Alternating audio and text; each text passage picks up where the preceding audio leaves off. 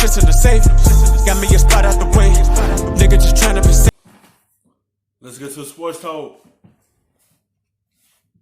Final stretch of its regular season, and all eyes will be on LeBron James and the Lakers. LeBron has LA sitting in first place in the West with a record of 41-12. And as we have discussed in great detail this morning, he played hard. Everybody played hard in that All-Star game last night, and it got us to thinking about fatigue, and it got us to thinking about all of the minutes and everything else.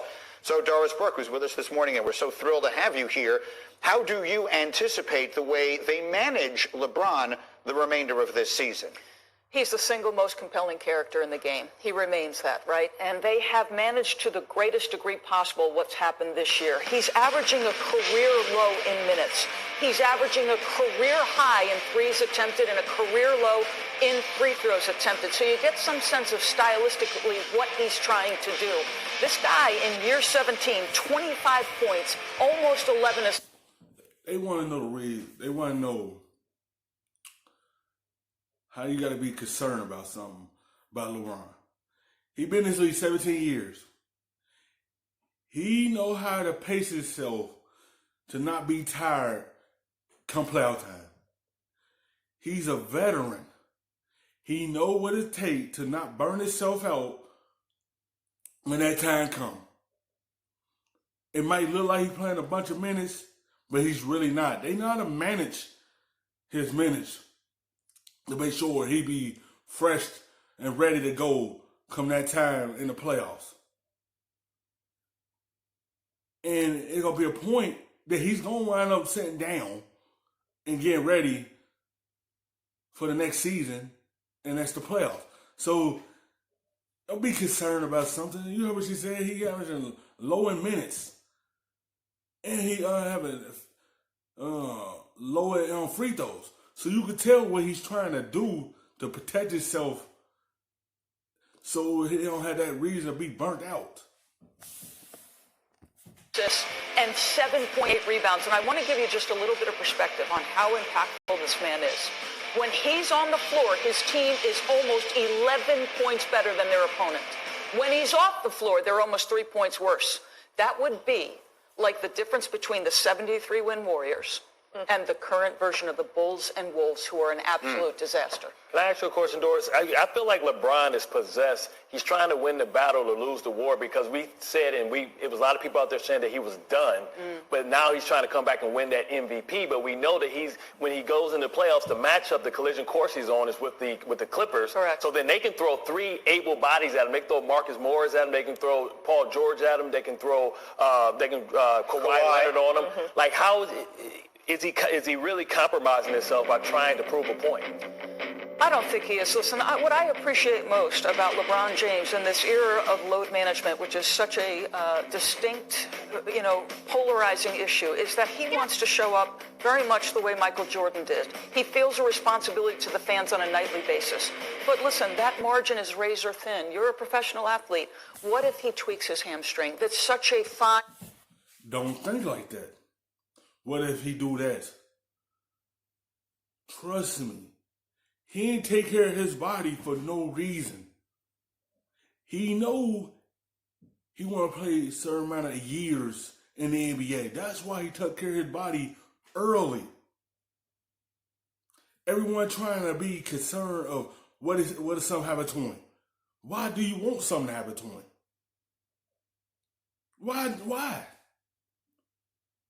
Because he had time off when he missed the playoffs, and now he's fully ready to go to be able to get the Lakers to the playoffs and make that run for a title.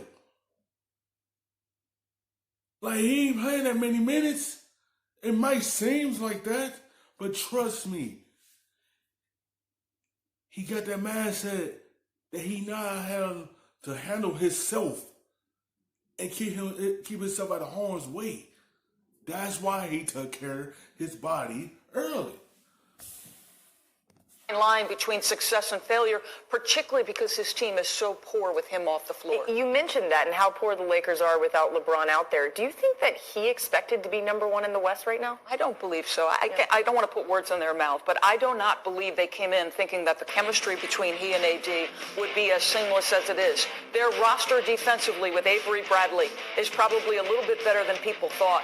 One interesting thing to note, philosophically, the coach likes to play one of those two centers because he believes in protecting the rim, which is so important in today's NBA. But when you downsize and go to AD at the 5, how different you look, and I think that's going to have to be your closing lineup. It's LeBron is the biggest story to me in the second half. Does he hold up? Is he fatigued? What's his body like in the playoffs? How important do you think being the 1 seed is to their chance of coming out of the West?